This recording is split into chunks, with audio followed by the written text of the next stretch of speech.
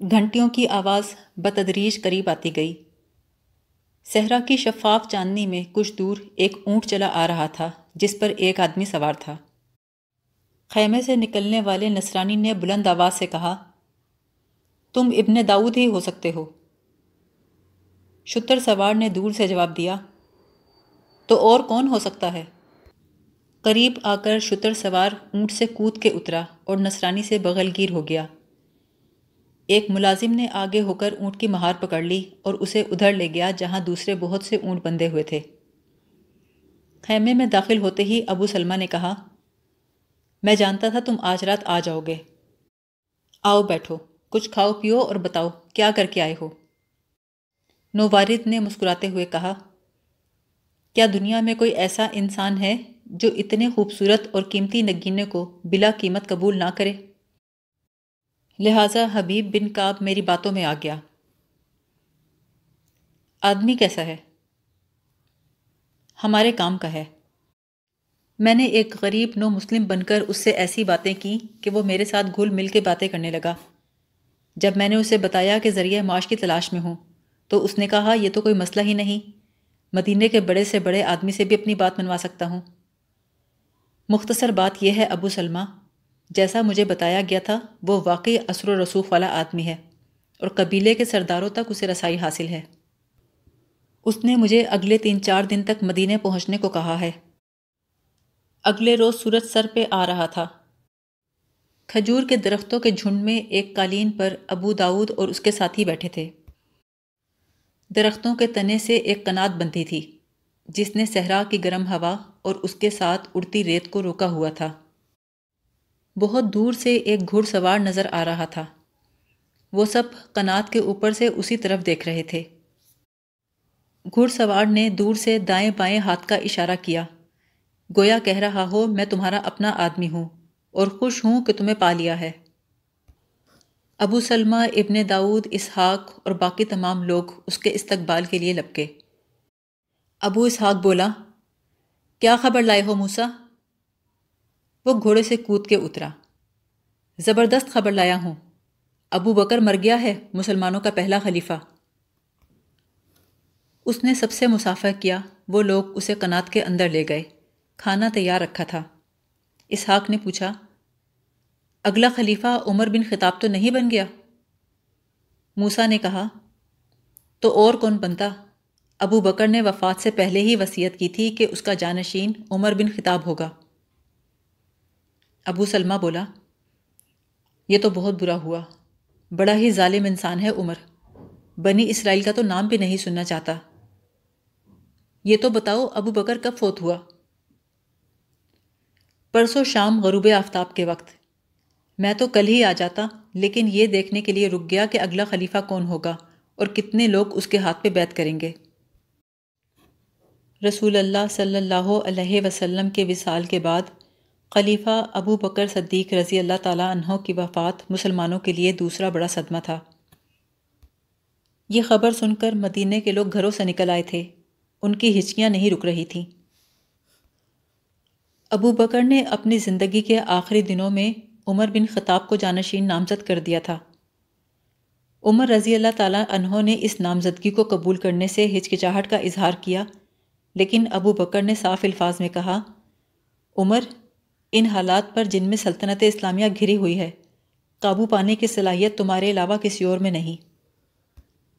حضرت عمر رضی اللہ تعالیٰ عنہ نے حضرت ابو بکر صدیق کے جنازے کے پاس کھڑے ہو کر کہا، اے خلیفہ رسول اللہ، آپ نے قوم کو کس مشکل میں ڈال دیا ہے؟ آپ اسے اتنی بڑی مصیبت میں چھوڑ چلے ہیں۔ آپ جدا ہو گئے، اب کیسے ملنا ہوگا؟ ابو بکر رضی اللہ نے خلافت کے لیے حضرت عمر کی نامزدگی اپنے طور پر نہیں کری تھی۔ جس طرح حضور صلی اللہ علیہ وسلم اپنے ساتھیوں سے مشورہ کیا کرتے تھے، اسی طرح ابو بکر نے بھی وصیت لکھواتے وقت مشورے لیے۔ سب سے پہلے انہوں نے عبد الرحمن بن عوف سے پوچھا تھا کہ عمر کے متعلق ان کی رائے کیا ہے۔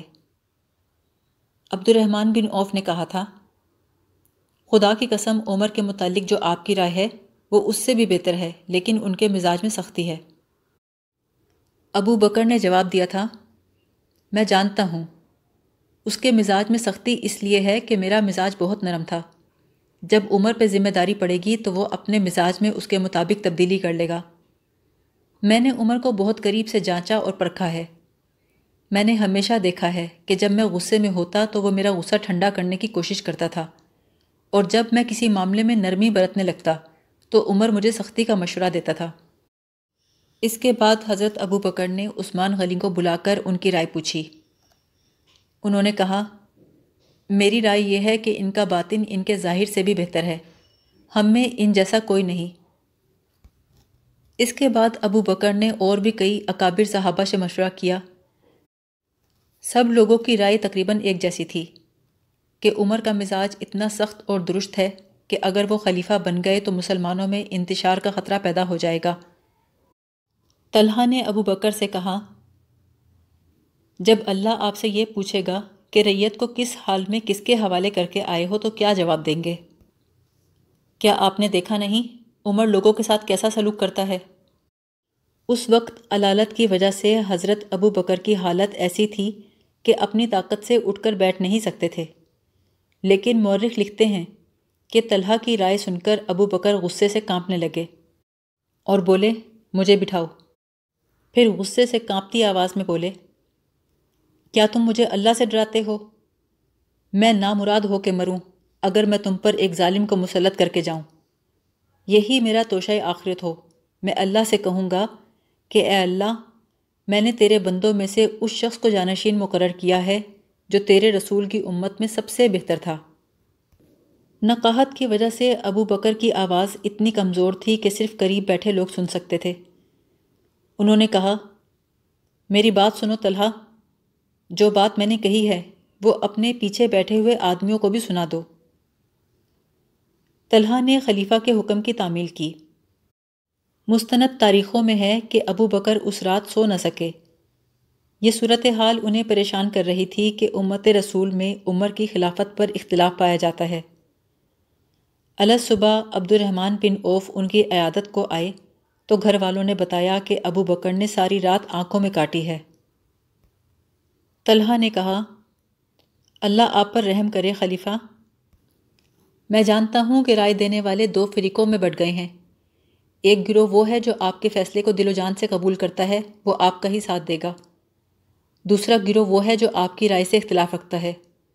مجھے افسوس ہے کہ اس دوسرے گروہ کی قیادت وہ شخص کر رہا ہے جو آپ کا مشیر ہے اور دوست بھی ہے۔ ابو بکر کے لیے عجیب صورتحال پیدا ہو گئی تھی۔ وہ امت پر اپنا فیصلہ ٹھونس نہیں سکتے تھے، لیکن ان کی نظر اس وقت پر تھی جس کا آغاز ان کی وفات کے بعد ہونا تھا۔ انہوں نے عام لوگوں سے مشورہ لینے کا فیصلہ کیا۔ ان کا مکان مسجد سے ملحق تھا۔ اتنی نقاہت کے باوجود وہ بالا خانے پر تشریف لے گئے جس کی ایک کھڑکی مسجد کی طرف کھلتی تھی۔ ظہر کی نماز کے بعد ابو بکر نے کھڑکی سے کھڑے ہو کر کہا، کیا تم اس شخص کو پسند کرو گے جس کو میں جانشین مقرر کروں؟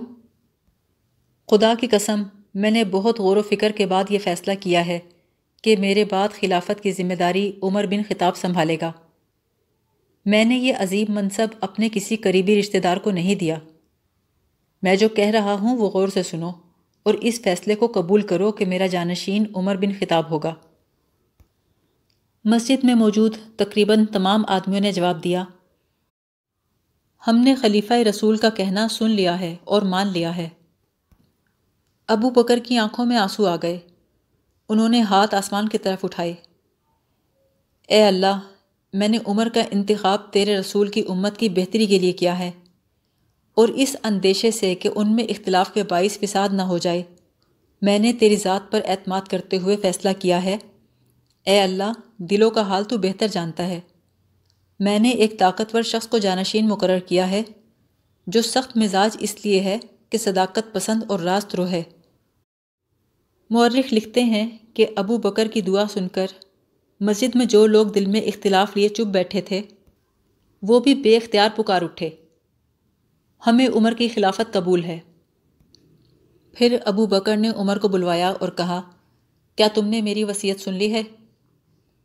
عمر نے کہا، سن لی ہے خلیفہ رسول، میں اس قابل تو نہ تھا۔ لیکن مجھے آپ کا فیصلہ قبول ہے۔ یہ دن امت پر بڑی مشکل کے تھے۔ ایک طرف عراق اور شام میں رومیوں کے خلاف جنگ جاری تھی، جس میں مسلمانوں کی حالت کمزور تھی، پسپائی والی صورتحال تھی۔ ابو بکر نے خالد بن ولید کو عراق کے محاذ سے ہٹا کر شام کے محاذ پر بھیج دیا تھا، پھر بھی کوئی اچھی خبر سننے میں نہیں آ رہی تھی۔ خالد بن ولید کے چلے جانے سے عراق کا محاذ کمزور پڑ گیا تھا۔ ابو بکر نے کہا، عمر، لگتا ہے جیسے میں آج ہی دنیا سے رخصت ہو جاؤں گا۔ میں جو کہتا ہوں اسے غور سے سنو اور میرے بعد اس پہ عمل کرنا۔ اگر میں آج ہی مر جاؤں تو غروب آفتاب سے پہلے مسنہ بن حارثہ کو کچھ لشکر دے کر عراق اور شام کے محاذ پر بھجوا دینا، اور اگر رات ہو جائے تو صبح پہلا کام یہی کرنا، اور اگر شام کے محاذ پر خالد کو فتح حاصل ہو جائے تو اسے واپس عراق کے محاذ پر بھیج دینا۔ اسی شام خلیفہ اول ابو بکر صدیق رحلت فرما گئے۔ رات کی تاریکی گہری ہو چکی تھی۔ میت کو غسل دے کر اسی تختے پر لٹایا گیا جس پر رسول اکرم صلی اللہ علیہ وسلم کا جسد خاکی رکھ کر مسجد نبوی میں لے جایا گیا تھا۔ وہ تمام رات عمر سوچو بچار میں رہے۔ اضطراب یہ تھا کہ صبح لوگ آئیں گے تو کیا تمام لوگ بیعت کر لیں گے؟ انہیں خطرہ یہ نہیں تھا کہ وہ خلیفہ بنیں گے یا نہیں، بلکہ اصل اندیشہ جو انہیں پریشان کر رہا تھا وہ یہ تھا کہ اگر اختلاف پھیل گیا تو امت میں انتشار پیدا ہو جائے گا، جو اسلام کے فروغ کے لیے نقصان دہ ہوگا، بلکہ اسلام کی بقا بھی خطرے میں پڑ جائے گی۔ جب لوگ جوک در جوک آگے بڑھ کر عمر کے ہاتھ پر بیعت کرنے لگے تو حضرت عمر کا رات والا اضطراب ختم ہو گیا۔ ظہر کی اذان کے بعد عمر نے امامت کے فرائض ادا کیے۔ نماز کے بعد منبر پہ کھڑے ہو کر خطبہ دیا۔ جس جگہ کھڑے ہو کر حضرت ابو بکر صدیق خطبہ دیتے تھے، حضرت عمر اس سے ایک سیڑھی نیچے اتر آئے۔ پہلے انہوں نے اللہ تعالیٰ کی حمد و ثنا میں چند کلمات کہے، پھر رسول اللہ صلی اللہ علیہ وسلم پر درود بھیجا، پھر ابو بکر مرحوم کی خوبیاں اور ان کے کارنامے بیان کیے۔ اس کے بعد خطبے کا آغاز یوں کیا، اے لوگو، میں تم ہی سے ہوں، تم جیسا انسان ہوں۔ اگر مجھ میں خلیفہ رسول کی حکم عدولی کی جرت ہوتی تو میں یہ ذمہ داری کبھی قبول نہ کرتا۔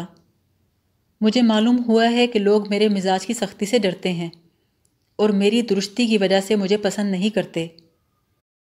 لوگ کہتے ہیں کہ عمر اس وقت بھی سختی کرتا رہا ہے جب ہمارے سروں پر رسول اللہ صلی اللہ علیہ وسلم کا سایہ تھا، اور اس وقت بھی سختی کرتا رہا جب ہمارے اور اس کے درمیان ابو بکر تھے۔ لوگ کہتے ہیں اب کیا ہوگا جبکہ ہمارے سارے معاملات عمر کے ہاتھ میں ہیں۔ جو کوئی یہ کہتا ہے وہ ٹھیک کہتا ہے۔ مجھے رسول اللہ صلی اللہ علیہ وسلم کی صحبت کا شرف حاصل ہے۔ میں رسول اللہ کا غلام اور ادنیٰ نوکر تھا۔ رسول اللہ تمام مومنین کے لیے رحمت کا سرچشمہ تھے۔ بارگاہ رسالت میں میری حیثیت ایک برہنہ شمشیر کی سی تھی۔ جب رسول اللہ چاہتے مجھے نیام میں ڈال لیتے اور جب چاہتے مجھے بے نیام کر دیتے۔ میں رسول اللہ صلی اللہ علیہ وسلم کی بارگاہ میں اسی حیثیت میں رہا، اور اس دن تک جس دن اللہ نے آپ کو یاد فرما لیا اور اپنے پاس بلا لیا، حضور صلی اللہ علیہ وسلم آخر وقت تک مجھ سے خوش اور مطمئن رہے۔ حضور کے بعد ابو بکر خلیفہ بنے۔ ان کے تحمل، نرمی اور کرم نوازی سے کون انکار کر سکتا ہے؟ میں ابو بکر کا بھی خادم رہا۔ میں اپنی سختی کو ابو بکر کی نرمی میں جذب کر دیا کرتا تھا۔ میں ایک برہنہ تلوار تھا جسے ابو بکر نیام میں ڈال لیتے تھے، یا بہت ہی ضروری کام کے لیے نیام سے باہر نکال کے استعمال کرتے تھے۔ اسی حیثیت میں میں پوری فرما برداری سے ان کے ساتھ رہا، یہاں تک کہ وہ ہم سے جدا ہو گئے۔ میں اللہ کا شکر ادا کرتا ہوں کہ ابو بکر آخر وقت تک مجھ سے خوش اور مطمئن رہے۔ اور اب اے لوگوں، تمہارے معاملات اور دیگر تمام احوال کی ذمہ داری میرے کندھوں پر ہے۔ میں تمہیں باور کرانا چاہوں گا کہ میرے مزاج کی وہ سختی جس سے تم نالاں تھے اب نرمی میں بدل گئی ہے۔ لیکن یہ بھی سن لو کہ ان لوگوں کے لیے میرے مزاج کی سختی قائم رہے گی جو مسلمانوں پہ ظلم و زیادتی کرتے ہیں۔ جہاں تک ان لوگوں کا تعلق ہے جو امن و امان سے رہتے ہیں اور جرأت ایمانی رکھتے ہیں، ان کے لیے میں بہت نرم ہوں، لیکن اگر کوئی کسی پہ ظلم کرے گا تو میں اسے اس وقت تک نہیں چھوڑوں گا جب تک اس کا ایک رخسار زمین پر نہ ٹکا دوں اور دوسرے رخسار پر اپنا پاؤں نہ رکھ دوں۔ لیکن اس قدر سختی کے باوجود اہل عفاف اور اہل کفاف کے لیے میں اپنا رخسار زمین پہ رکھ دوں گا۔ اے لوگوں، مجھ پر تمہارے حقوق ہیں، وہ مجھ سے لے لو، میں یہ حقوق بیان کر دیتا ہوں۔ مجھ پر تمہارا پہلا حق یہ ہے کہ تمہارے خراج اور مال غنیمت میں سے میں کوئی چیز ناحق نہ لوں۔ مجھ پہ تمہارا حق ہے جب تم میں سے کوئی میرے پاس آئے تو مجھ سے اپنا حق وصول کر کے جائے۔ مجھ پر تمہارا حق ہے کہ تمہارے عطیات اور وظائف میں اضافہ کروں، تمہاری سرحدوں کو اتنا مستحکم کروں کہ دین کے دشمن ادھر کا رخ نہ کر سکیں۔ مجھ پر تمہارا یہ حق ہے کہ تمہیں ہلاکت میں نہ ڈالوں اور محاذ سے گھر واپس آنے سے نہ روکوں۔ جب تم کسی محاذ پر لڑنے کے لیے جاؤ تو ایک باپ کی طرح تمہارے اہل و عیال کی دیکھ بھال کروں۔ اے اللہ کے بندوں، اللہ سے ڈرو، میرے ساتھ عفو و درگزر کا رویہ اختیار کرو، میرے ساتھ تعاون کرو، امر بالمعروف اور نہی عن المنکر میں میری مدد کرو۔ تمہاری جو خدمات اللہ نے میرے سپرد کی ہیں ان کے متعلق مجھے نصیحت کرو۔ میں اپنے اور تم سب کے لیے اللہ سے مغفرت طلب کرتا ہوں۔ مورخ لکھتے ہیں کہ عمر تو خطبے کے بعد مسجد سے چلے گئے، لیکن لوگ مسجد میں بیٹھے ان کے خطبے پر تبادلہ خیال کرتے رہے۔ لوگوں کے دلوں میں عمر کی سخت مزاجی اور درستی کا جو خوف تھا وہ بالکل نکل گیا۔ زیادہ تر لوگ یہ کہہ رہے تھے کہ عمر کا ظاہر و باطن ایک ہے۔ سختی کے باوجود عمر ایک انصاف پسند انسان ہے۔ نخلستان میں موسیٰ ابو سلمہ کے گروہ کے ساتھ بیٹھا تھا۔ کھانے سے فارغ ہونے کے بعد ابو سلمہ نے کہا، موسیٰ، تم 2 دن مدینے میں گزار کر آئے ہو، تم نے وہاں لوگوں کا کیا رد عمل اور رویہ دیکھا؟ جواب میں موسیٰ نے عمر کا خطبہ لفظ بلفظ سنا دیا اور کہا، اس خطبے کے بعد جو لوگ عمر کی خلافت کے حق میں نہیں تھے وہ بھی اس کے ہاتھ پہ بیعت کر چکے ہیں۔ عمر کی شخصیت میں ایسا روب و جلال ہے کہ اس کی زبان سے نکلا ہوا ایک ایک لفظ اس کے مقابل کے دل میں اتر جاتا ہے۔ میں رات تک لوگوں میں گھومتا پھرتا رہا، کسی سے مخالفانہ بات کی اور کسی سے عمر کے حق میں۔ میں نے دیکھا کہ اس کے مخالفین نے بھی اس کے ہاتھ پہ بیعت کر لی ہے اور دل کی گہرائی سے اسے خلیفہ مان لیا ہے۔ اب صرف ایک ہی صورتحال ہے جس سے ہم کچھ فائدہ اٹھا سکتے ہیں، اور وہ یہ کہ عراق اور شام کے محاذ پر مسلمانوں کے لشکر کمزور پڑ گئے ہیں، اور مدینے میں کچھ لوگ ایسے ہیں جو اہل فارس کی جنگی قوت سے خائف ہیں۔ اسحاق بولا، ہاں، اس صورتحال سے ہم فائدہ اٹھا سکتے ہیں کہ مدینہ اور گرد و نواح کے لوگوں میں اہل فارس کا خوف پیدا کریں۔ اس سے یہ فائدہ ہوگا کہ لوگ محاذ پر جانے سے ہچکچائیں گے۔ مسلمانوں کی کوئی باقاعدہ فوج نہیں، نہ ان کے پاس تنخواہ دار سپاہی ہیں۔ جب وہ لوگ جہاد کا اعلان کرتے ہیں تو مسلمان جہاد کو فرض سمجھتے ہوئے اکٹھے ہو جاتے ہیں۔ اس کے بعد ان کے سالاروں کی فہم و فراست ہے کہ وہ ان لوگوں کو فوراً ہی ایک باقاعدہ فوج کی صورت میں منظم کر لیتے ہیں۔ اس کی بات سن کر ایک نصرانی نے کہا، ہم ان لوگوں کو جہاد سے نہیں ہٹا سکتے، وہ لوگ تو جہاد کو مذہبی فریضہ سمجھتے ہیں۔ ابو سلمہ بولا، میں پہلے کہہ چکا ہوں اور بار بار کہہ چکا ہوں، کوئی کام کبھی آسان نہیں ہوتا، اسے آسان بنایا جاتا ہے۔ ہم نے مسلمانوں کے خلاف لڑائی نہیں لڑنی، ہم نے ایک ایسی تلوار سے ان کے عقیدے کو کاٹنا ہے جو نظر نہیں آتی۔ ابن داؤد، یہ بتاؤ حبیب بنت یامین کو کب تک مدینہ لے کے جا رہا ہے؟ کل یا پرسوں؟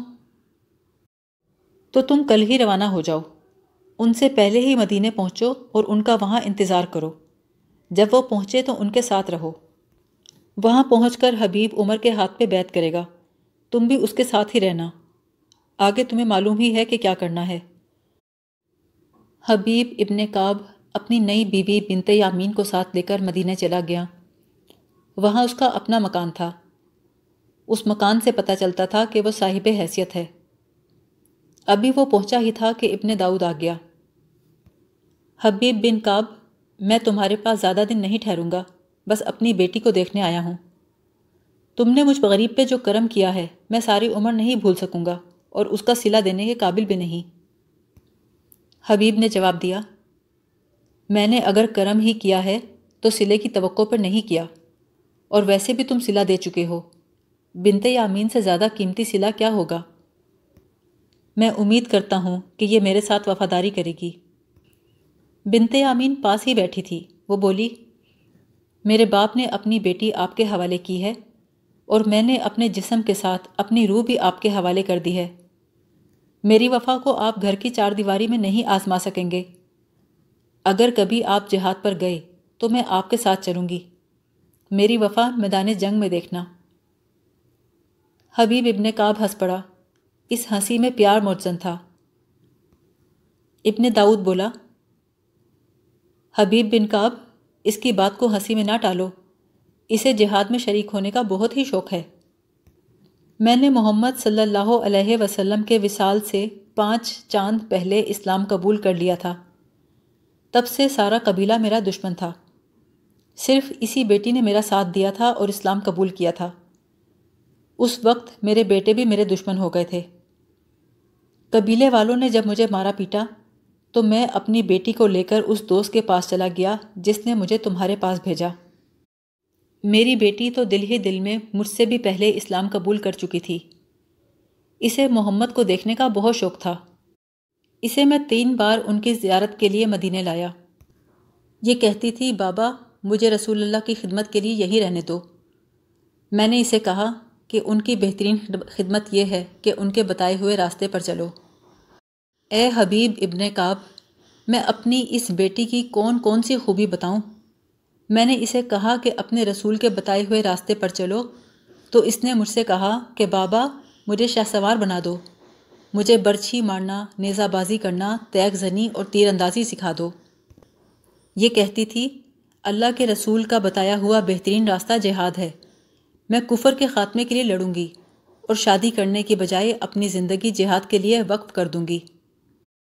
میں تو اس وقت اپنے دوست کے گھر پناہ لیے ہوئے تھا، اسے شہ سواری کیسے سکھاتا؟ حبیب نے بہت محبت سے کہا، میں سکھا دوں گا۔ اور ابن داؤد، اپنے آپ کو تنہا اور مجبور سمجھنا چھوڑ دو، میں بہت جلد تمہارے روزگار کا بندوبست کر دوں گا۔ البتہ اگر تم ایک یہودی کا احسان نہ لیتے تو اچھا تھا۔ یہودی اچھا آدمی تو ہو سکتا ہے لیکن مسلمان کا دوست نہیں ہو سکتا۔ ابن داؤد نے جواب دیا، اے ابن کعب، جس آدمی نے اسلام کی خاطر اپنا قبیلہ اور گھر بار چھوڑ دیا، کیا وہ ایک یہودی کی دوستی کو آسانی سے قربان نہیں کر سکتا؟ کیا تم سمجھتے ہو کہ میں یہودی ذہنیت سے واقف نہیں ہوں؟ میں جہاں دیکھوں گا کہ یہودیوں کے ہاتھوں اسلام کو نقصان پہنچ رہا ہے تو اپنے یہودی دوست کے سب احسان بھلا کر صرف اسلام کو بچاؤں گا۔ حبیب بن کعب بولا، ابن داؤد، شاید تم نہیں جانتے، یہودیوں نے رسول اللہ کو قتل کرنے کی کوشش کی تھی، اور وہ بھی اس وقت جب رسول اللہ نے یہودیوں کے ساتھ معاہدہ کر کے انہیں ساتھ رکھنے کا فیصلہ کیا تھا۔ اب تم نے اسلام قبول کر ہی لیا ہے تو میں چاہتا ہوں کہ تمہیں یہودیوں کے متعلق بتا دوں کہ وہ اسلام کے کتنے خطرناک دشمن ہیں۔ ابن داؤد بولا، میں ضرور سننا چاہوں گا، میں مدینے سے بہت دور کا رہنے والا ہوں اور بہت سی باتوں سے بالکل بے خبر ہوں۔